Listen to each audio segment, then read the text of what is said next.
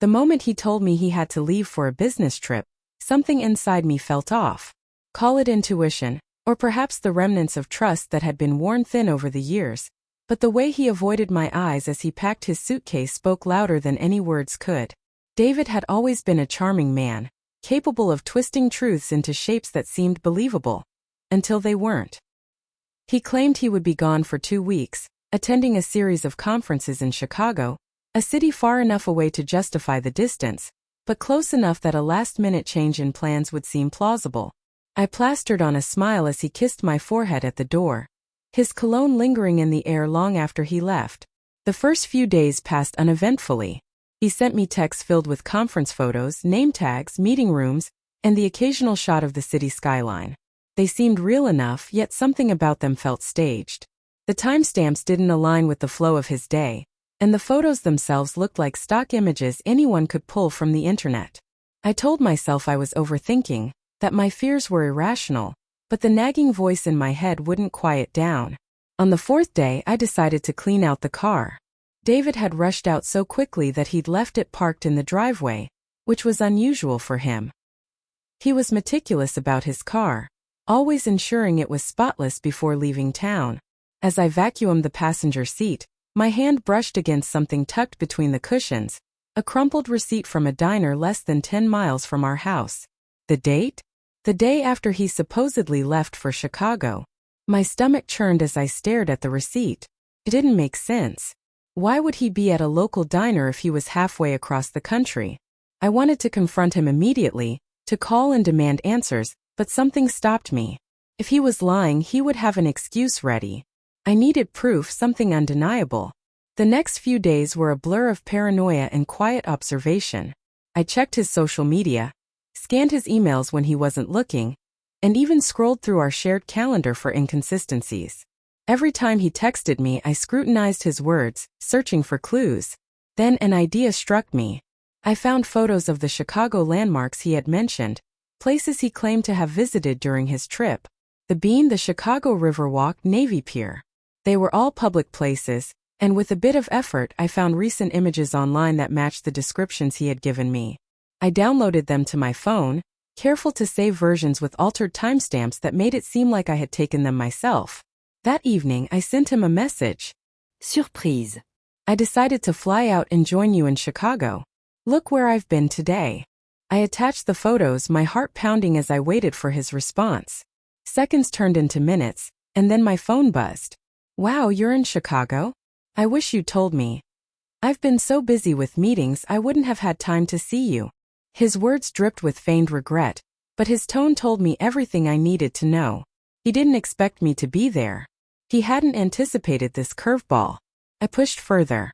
It's okay, I understand. I'll just explore on my own. Maybe I'll bump into you somewhere. The next message took longer to arrive. Actually, I'm flying to a nearby city tomorrow for a client meeting. I'll be gone most of the day, but let's catch up when I'm back in town. That was it. The final nail in the coffin. He was scrambling, trying to stay one step ahead of a lie that was quickly unraveling. The following morning, I parked my car near the diner where I had found the receipt. I waited, my hands gripping the steering wheel so tightly they ached.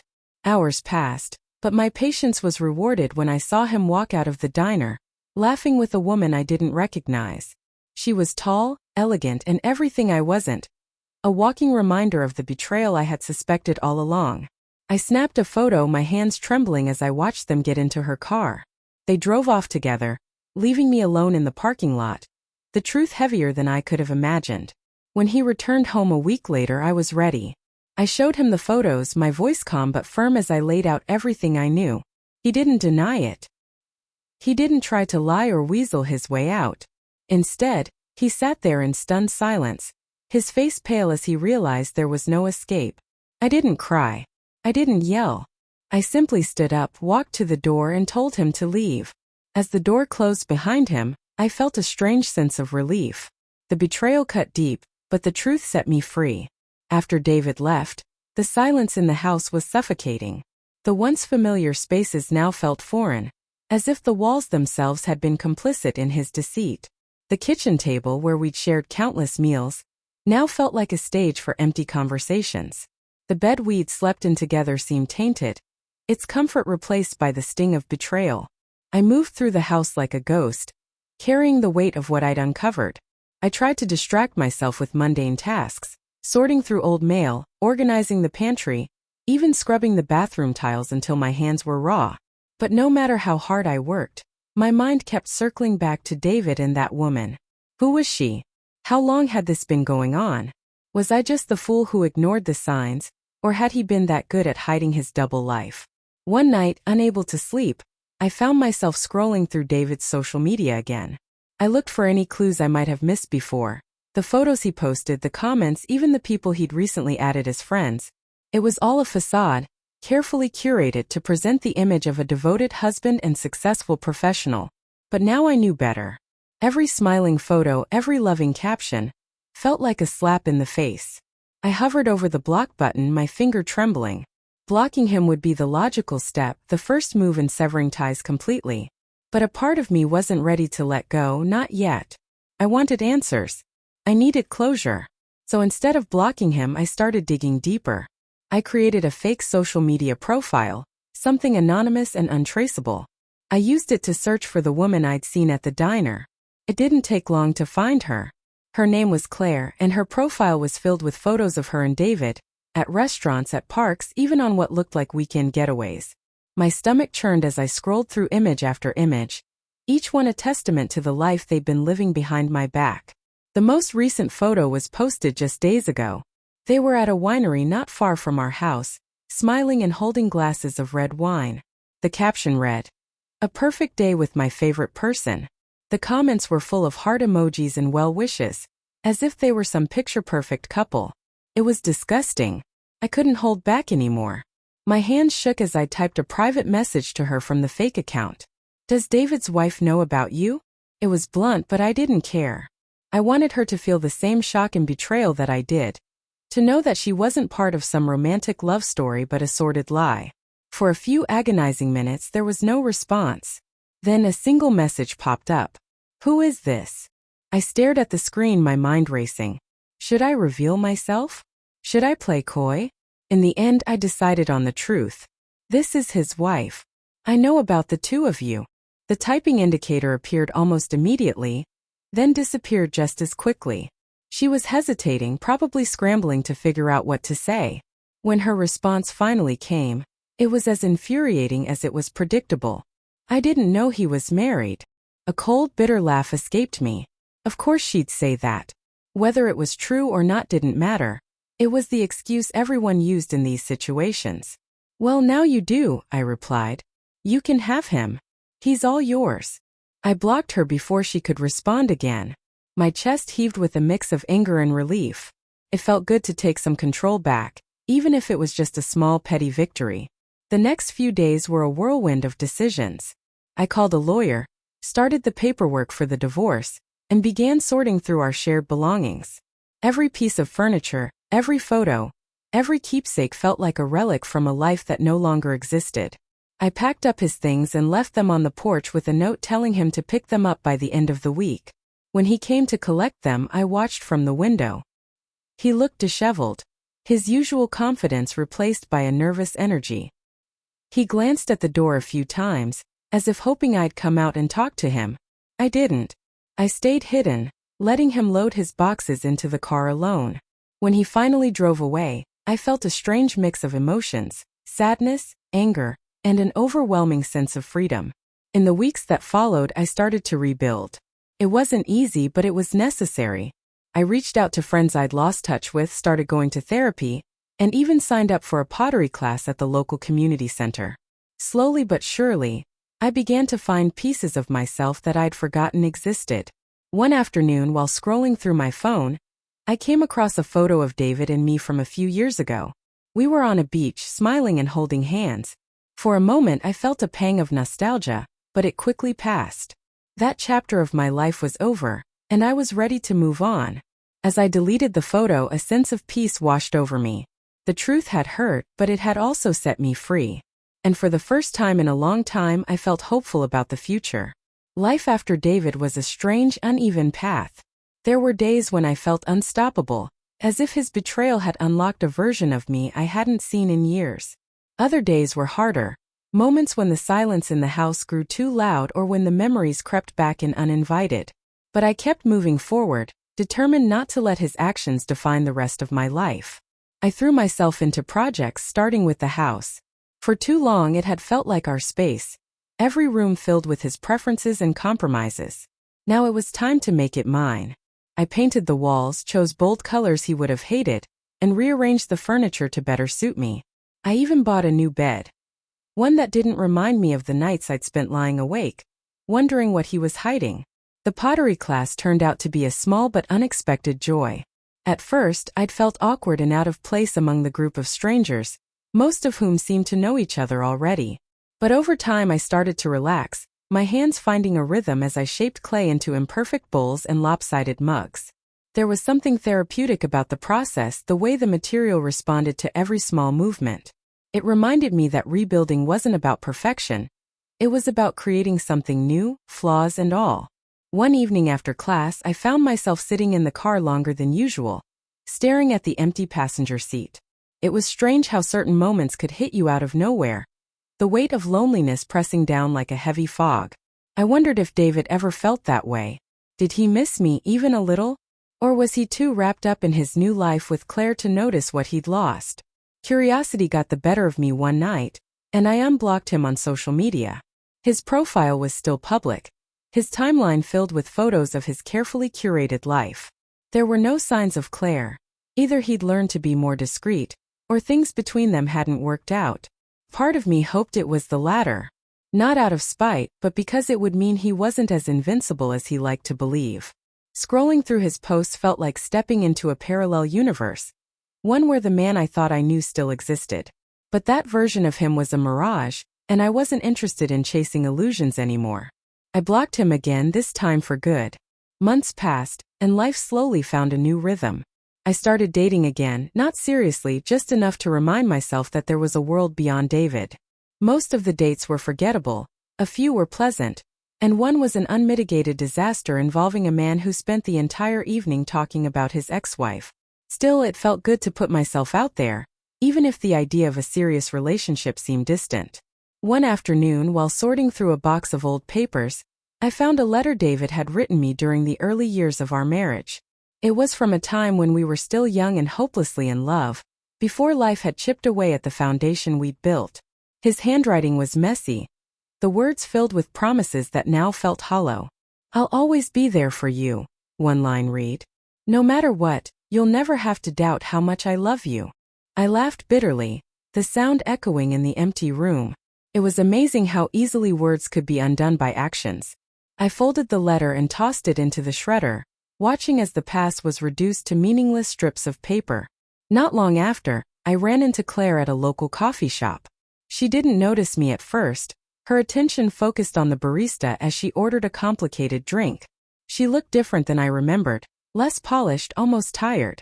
Part of me wanted to walk away, to avoid the confrontation altogether. But another part of me, the part that had been wronged, couldn't resist. "Claire," I said, my voice calm but firm. She turned, her eyes widening when she saw me.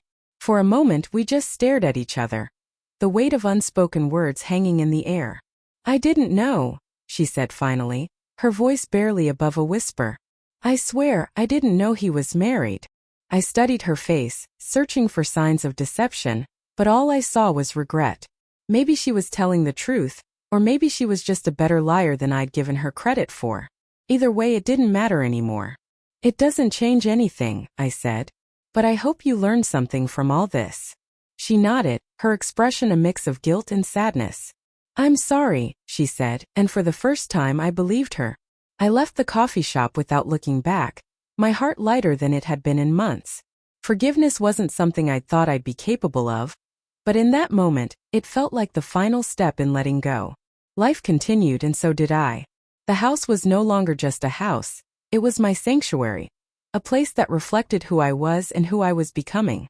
The pottery class turned into a weekly ritual, and I even started selling some of my pieces at a local market. It wasn't much, but it was mine, and that was enough.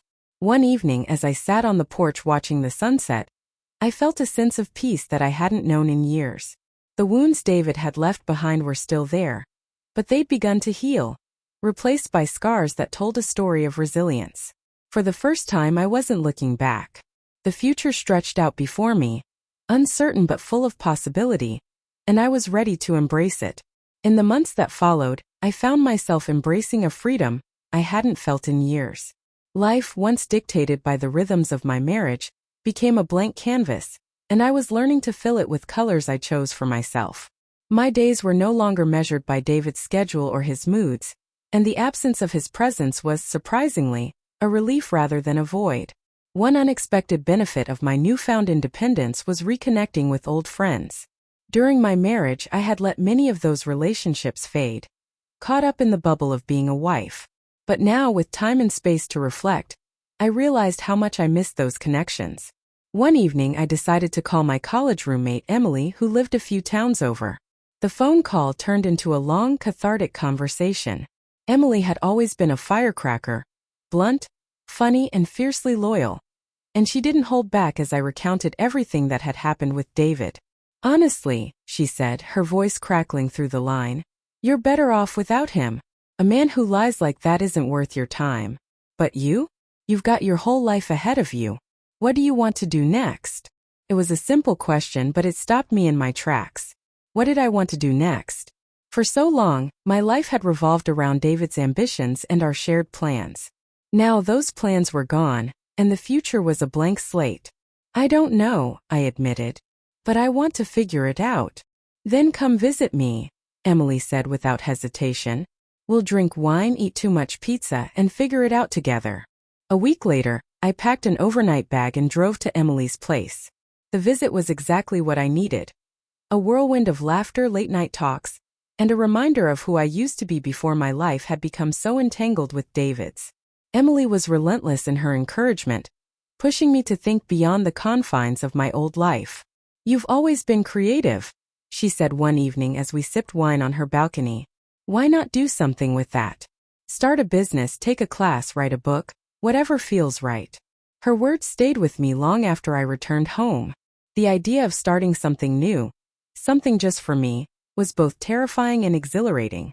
I began to explore possibilities, researching everything from creative writing workshops to small business grants. One day, as I was scrolling through a local community forum, I came across a post about a shared studio space for artists and crafters. The rent was reasonable, and the space included access to tools and equipment I could never afford on my own. Felt like a sign. I signed up for a tour the next day, my nerves bubbling with a mix of excitement and self-doubt. The studio was a sprawling, sunlit space filled with the hum of activity. Painters, potters, and jewelry makers worked side by side, their creations as varied as their personalities. "You'd fit right in here," the studio manager said as she showed me around. "We love having people who bring something unique to the table." I signed the lease before I could talk myself out of it. The next week, I moved in my supplies and began carving out a corner of the studio that felt like mine. At first, I was hesitant, unsure if my work was good enough to share with others. But the community was welcoming, and their encouragement helped me find my footing. Soon I was spending hours at the studio, losing myself in the process of creating. My pieces weren't perfect, but they were mine, and for the first time in years I felt a sense of pride in my accomplishments. I started selling my work at local markets and online, and the positive feedback was overwhelming. People appreciated the imperfections, the rawness of the designs, and it reminded me that beauty often lies in authenticity. As my confidence grew, so did my sense of adventure. I began traveling to nearby towns for art fairs and workshops, meeting people from all walks of life who shared my passion for creativity. Each new experience added a layer to the person I was becoming, a version of myself that was stronger, braver, and more open to the possibilities of life. One evening, while setting up for a market, I met a man named Andrew. He was another vendor, selling handcrafted wooden furniture that was as beautiful as it was functional. We struck up a conversation about our work, and before I knew it, we were laughing like old friends. Over the next few weeks, we kept running into each other at events, and our conversations grew deeper. Andrew was kind, thoughtful, and refreshingly honest, a stark contrast to the carefully constructed facade I'd grown accustomed to with David. He asked me out for coffee one afternoon, And though I was hesitant at first, I said yes. Our date was simple but heartfelt, filled with easy conversation and shared stories. For the first time in a long time, I felt a spark of hope, a reminder that not all connections were built on lies. As Andrew and I spent more time together, I realized that I wasn't just healing, I was thriving. The pain of David's betrayal had shaped me, but it didn't define me. It had pushed me to rediscover who I was, and to build a life that was authentically mine. Looking back, I wouldn't say I was grateful for what had happened, but I was grateful for what it had taught me. I had learned to trust myself, to embrace uncertainty, and to find strength in vulnerability. And as I stood in my studio one evening, surrounded by the fruits of my labor and the life I'd created, I knew one thing for certain. I was finally free. The freedom I felt wasn't just about being rid of David's lies. It was about discovering what it meant to live on my own terms. For the first time in years, I wasn't second-guessing every decision or worrying about how someone else would perceive my choices. Life was messy and unpredictable, but it was mine, and I was learning to love the imperfections. Andrew became a quiet but steady presence in my life. He wasn't flashy or overwhelming. Instead, he brought a sense of calm I hadn't realized I needed. There were no grand declarations or games, just honest conversations and moments that felt natural, easy. He respected my independence, encouraging me to pursue my passions without ever making me feel like I owed him anything in return. It was a stark contrast to the subtle manipulations I'd grown used to with David. One day, as Andrew and I sat together at a small cafe, sipping coffee and watching the world go by, he asked me a question that caught me off guard. Do you ever think about leaving this town? Starting fresh somewhere new? The idea had crossed my mind more than once, especially in the wake of my divorce. The town I lived in held too many memories, both good and bad, and sometimes it felt like I was still tethered to a version of myself I was trying to leave behind. But the thought of uprooting my life was daunting. I've thought about it, I admitted, swirling the coffee in my cup. But I don't know where I'd go. Starting over isn't as easy as it sounds. Andrew smiled, his expression thoughtful. Maybe it doesn't have to be about where you go. Maybe it's about what you're looking for. A new perspective, a new challenge. Sometimes staying in the same place is harder, but it can also be worth it. His words stayed with me long after that conversation. Maybe I didn't need to run away from the town, or the memories it held.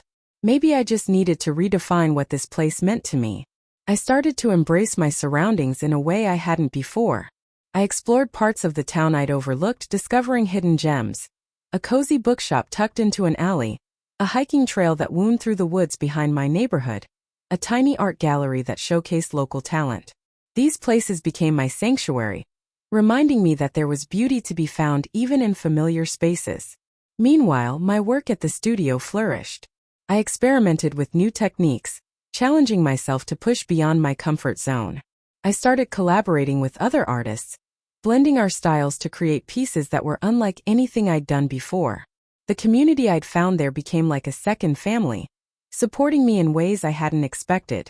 One evening, as I was packing up after a long day at the studio, the manager approached me with an idea.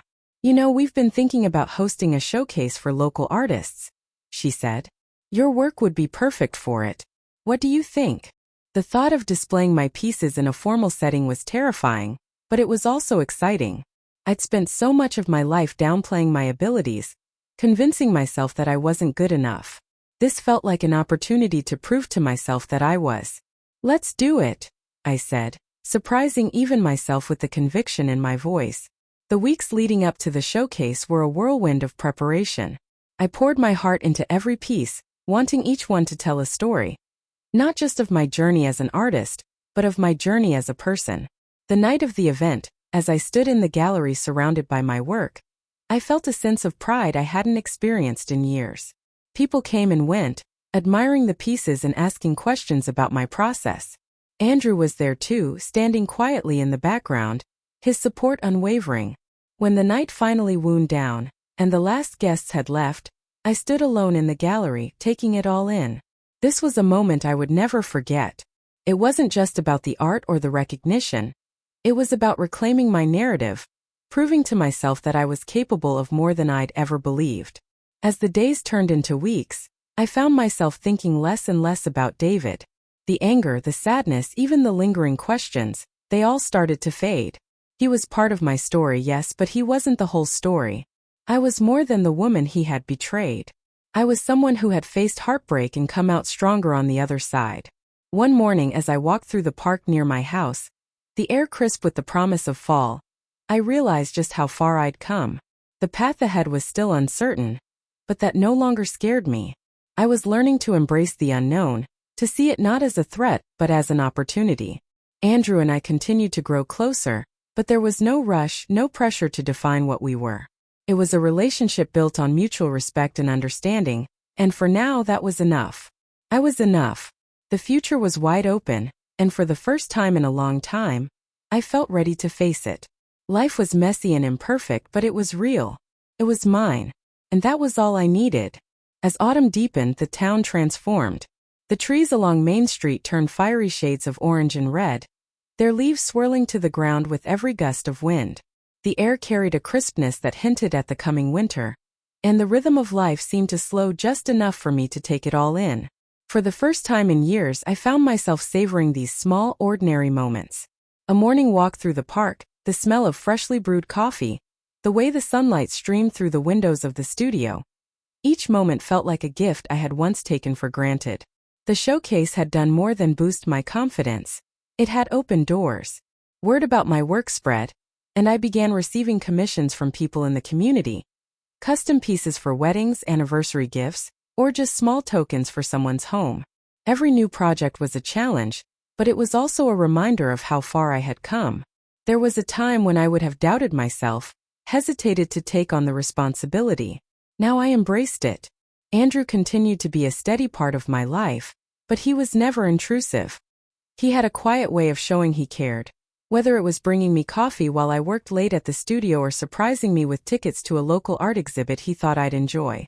We talked often about our pasts, our dreams, and the kind of people we wanted to become. He never pushed me for more than I was ready to give, and for that I was deeply grateful. One evening, as we sat together in his workshop, a cozy space that smelled of sawdust and varnish, I asked him about his own life before we met. He hesitated at first, sanding the edge of a wooden chair he was working on, but then he opened up. "I was married once," he said, his voice low. "It didn't end well. We wanted different things, and I think we held on longer than we should have. In the end, it just fell apart." His honesty caught me off guard, but it also made me feel closer to him. There was no pretense with Andrew, no attempt to paint his life as perfect or flawless. He was just himself, real and imperfect like me. "I get that," I said softly. "I held on to something that wasn't working for far too long. It's hard to let go of the idea of what you thought your life would be." He nodded, setting the sandpaper down and turning to face me. "But sometimes, letting go is the only way to find something better." His words stayed with me long after I left his workshop that night. Letting go had been one of the hardest things I'd ever done, but he was right. It had made room for something better. Not just in terms of relationships, but in every part of my life. I was finally allowing myself to dream again, to imagine a future that was entirely my own. Winter arrived quietly, blanketing the town in snow and casting a peaceful stillness over everything. The studio became my refuge during the long, cold days, a place where I could lose myself in the rhythm of creation. I experimented with new materials, blending textures and colors in ways that felt bold and unfamiliar. Some pieces worked, others didn't, but the process itself was enough. It reminded me that failure wasn't the end. It was just another step forward. One afternoon, as I worked on a particularly challenging piece, the studio door opened and Emily walked in, bundled up against the cold. She had called earlier to say she was in town and wanted to stop by, and seeing her face brought a wave of warmth I hadn't realized I needed. "This place is amazing," she said, her eyes wide as she took in the studio. "And look at you in your element. I'm so proud of you." We spent the afternoon catching up, laughing over old memories and talking about the future. Emily had always been my biggest cheerleader, and her encouragement meant the world to me. "You know," she said as she admired one of my pieces, "you should think about hosting your own gallery night. Not just a showcase, something that's entirely yours." The idea scared me, but it also excited me. A gallery night of my own? It felt like an impossible dream, but Emily's confidence in me was contagious. By the time spring arrived, I had decided to go for it. I spent weeks preparing, pouring every ounce of energy and creativity into my work. Andrew helped me build custom stands for the pieces, and Emily offered to handle the logistics, from invitations to refreshments. It was a team effort, and I couldn't have done it without them. The night of the gallery, the studio was transformed. Soft lights illuminated the space, casting a warm glow over the displays. People from all over the community showed up, their curiosity and excitement palpable. I walked through the room, answering questions and listening to their thoughts, my heart swelling with a sense of accomplishment I could barely contain. As the night wound down, Andrew pulled me aside, a small smile playing at his lips. "You did it," he said simply, his eyes filled with pride. "We did it," I corrected, my voice soft. "I couldn't have done any of this without you." For the first time in years, I felt truly seen, not as someone's wife or someone's mistake, but as myself, a woman who had faced heartbreak, rebuilt her life and found a way to thrive. The journey wasn't over, and I knew there would still be challenges ahead. But for the first time in a long time, I felt ready to face whatever came next. Life was mine to live, and I intended to make the most of every moment. As the days turned into weeks and the glow of the gallery night began to settle, I found myself reflecting on how far I had come. The weight of the past no longer felt like a burden I carried with me. Instead, it had become part of my story, something I could acknowledge without letting it define me. Life wasn't perfect. There were still days when doubt crept in, moments when I questioned if I was truly free from the shadows of what had been. But those moments were fleeting. They no longer held the power to stop me in my tracks.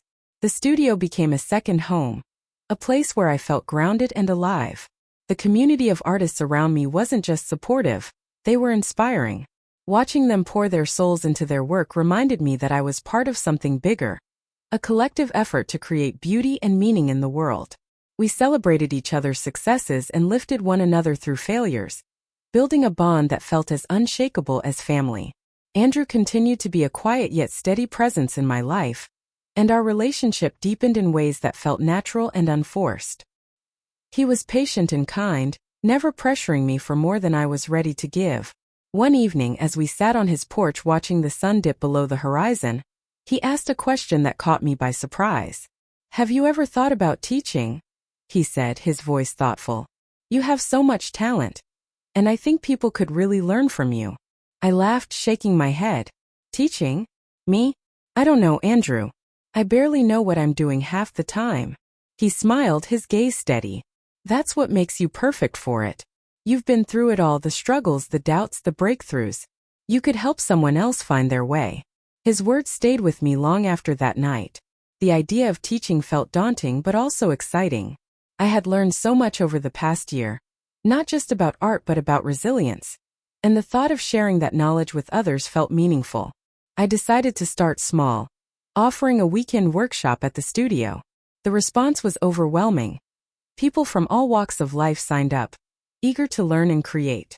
On the first day of the workshop, as I stood in front of the group, my nerves threatened to get the better of me. But then I looked around the room and saw their expectant faces, and something inside me shifted.